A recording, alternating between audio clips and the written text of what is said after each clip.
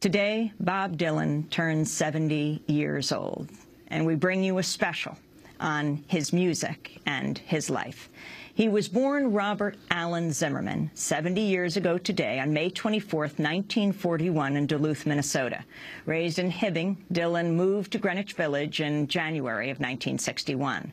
Within a couple years, Bob Dylan would be viewed by many as the voice of a generation, as he wrote some of the decade's most famous songs, including Blowin' in the Wind, The Times They Are Changing, Like a Rolling Stone, Masters of War, Desolation Row, and Mr. Tambourine Man.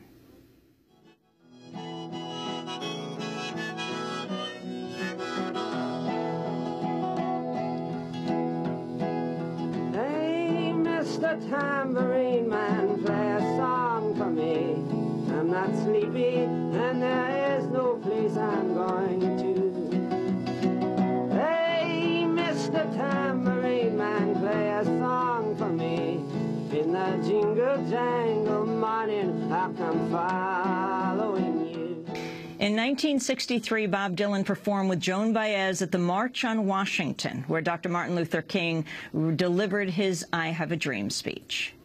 Oh, the time will come up when the winds will stop and the breeze will cease to be breathing. Like the stillness in the wind before the hurricane begins, the hour that the ship comes in.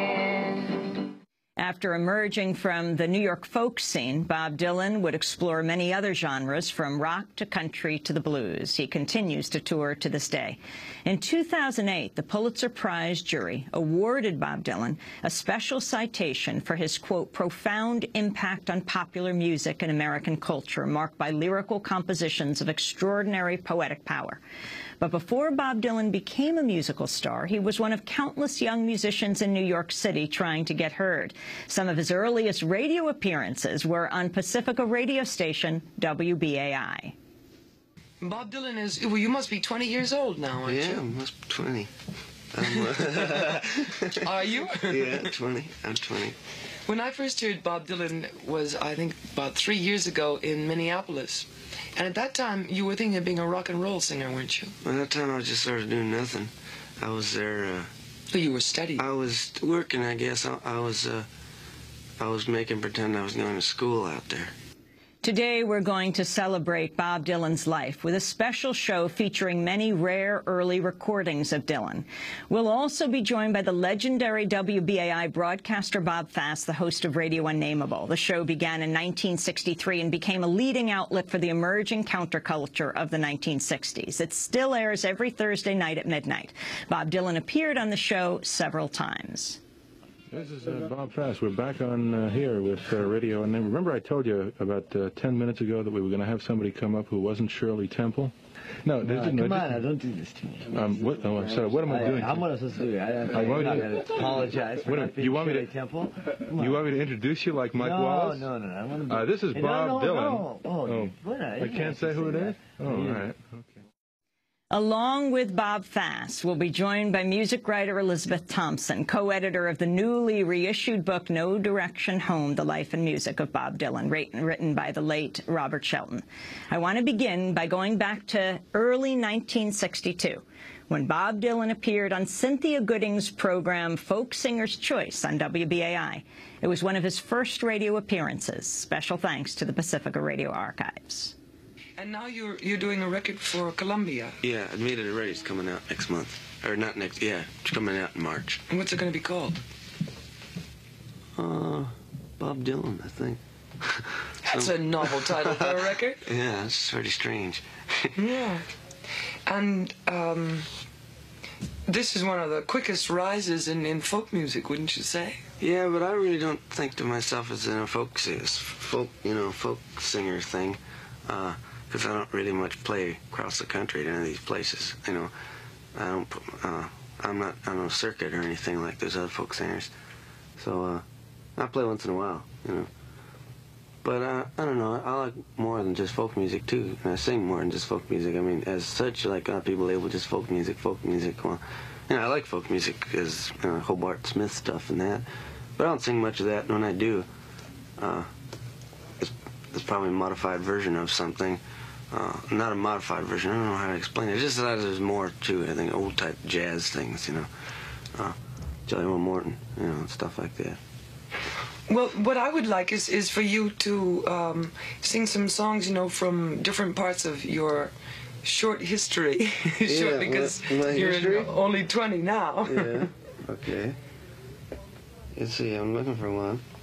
He has I gather, a small part of his repertoire. Yeah. Pasted to his guitar. Well, this is, no, actually I don't even know some of these songs. This list I put on because other people got it on, you know, and I copied the best songs I could find on here from other guitar players' lists. So I don't know a lot of these, you know.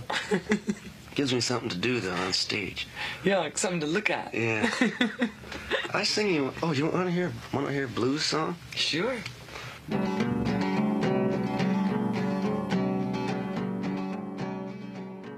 Bob Dylan in 1962, appearing on Cynthia Gooding's program Folk Singer's Choice on WBAI, one of his first radio appearances. He appeared a number of times on WBAI.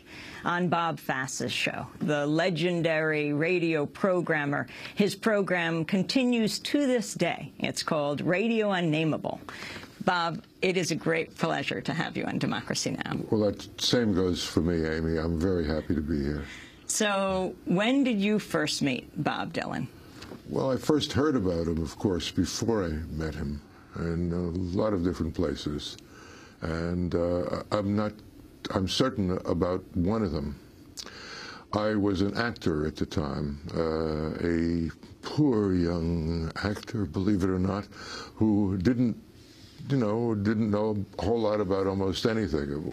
I was in a play by Brendan Behan called The Hostage. And I learned so much there about Ireland and Ireland in its revolutionary period. And people ought to look that play up and take a good gander at it, because it'll goose them to go on further. And I was sitting there trying to remember my next entrance when I was a replacement in the cast. I wasn't cast in the play in the beginning.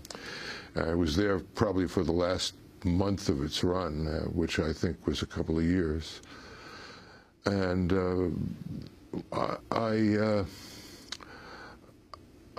noticed the stage mistress, the woman who was climbing the ropes and changing the lights and telling the rest of the people in the chorus when to sing and where to stand backstage, and telling us, shh, the audience out front can hear you.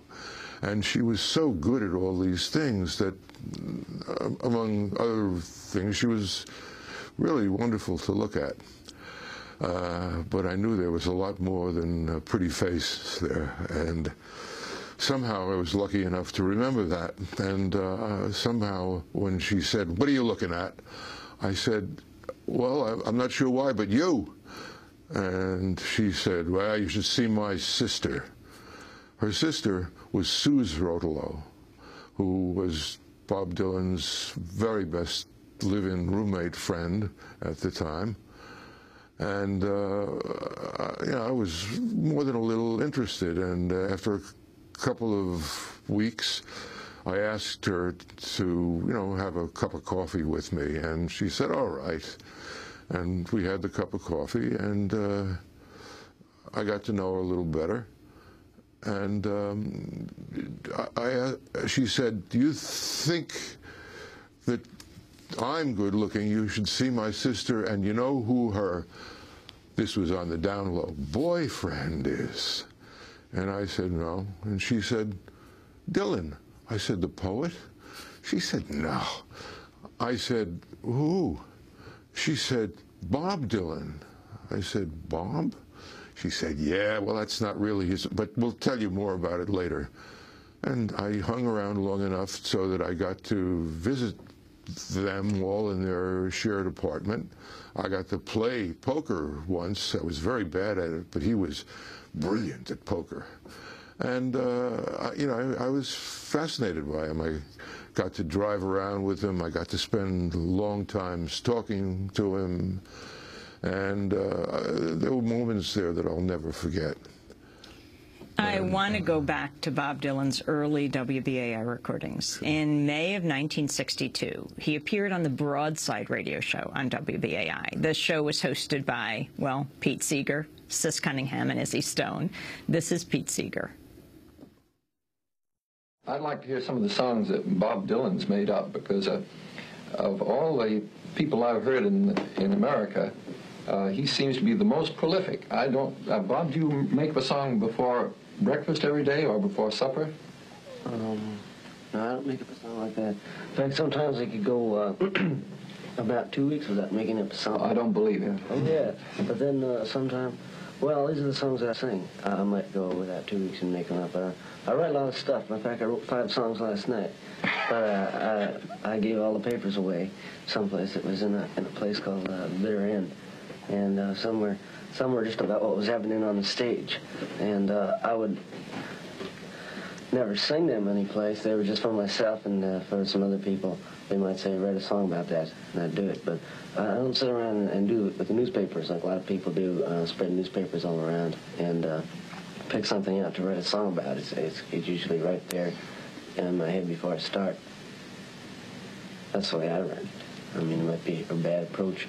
But I don't even consider even writing songs. When I've written it, I don't even consider that I wrote it when I got done. Put it together. You made it up? Yeah. I just figured that I made it up or got it someplace. I just sort of... The song was there before I came along. I just sort of came down and just sort of took it down with a pencil, but it was all there before I came around. That's the way I feel about it.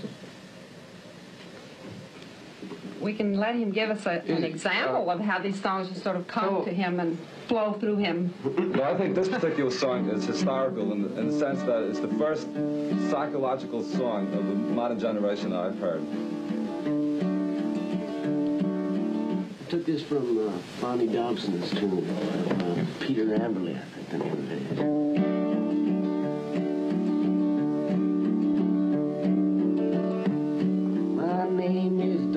What you see, I stand before you all. I was judged by you a murderer, the hangman's not must fall. I will die upon the gallows pole when the moon is bright and clear. And these are my final words that you will ever hear. If I had some education to give me a decent start, I might have been a doctor or a master in the arts. But I used my hands for stealing when I was very young, and they locked me down in jailhouse cells. That's how my life began. Oh, the inmates and the prisoners, I found they were my kind. It was there inside the bars I found my peace of mind. But the jails, they were too crowded, institutions overload. So they set me loose to walk upon life's weary tangled road. And there's danger on the ocean where the salt sea waves split high. And there's danger on the battlefield where the shells of bullets fly. That was Bob Dylan on the Broadside radio show on WBAI, which is hosted by Pete Seeger, Sis Cunningham, and Izzy Young. You were smiling, Bob. You were singing along, too. I was there when some of these programs were recorded, kind of lurking in the background. Were you doing your own show at that time? No, I was an engineer at the station and an announcer at the time. Well, we're going to go to break. When we come back, we're going to talk more about Bob Dylan, his impact, his music, one of the remarkable moments when he sang Blowin' the Wind, one of the earliest recordings. And we're going to talk about his life. It's hard to believe, but yes, Bob Dylan turned 70 years old today. Stay with us.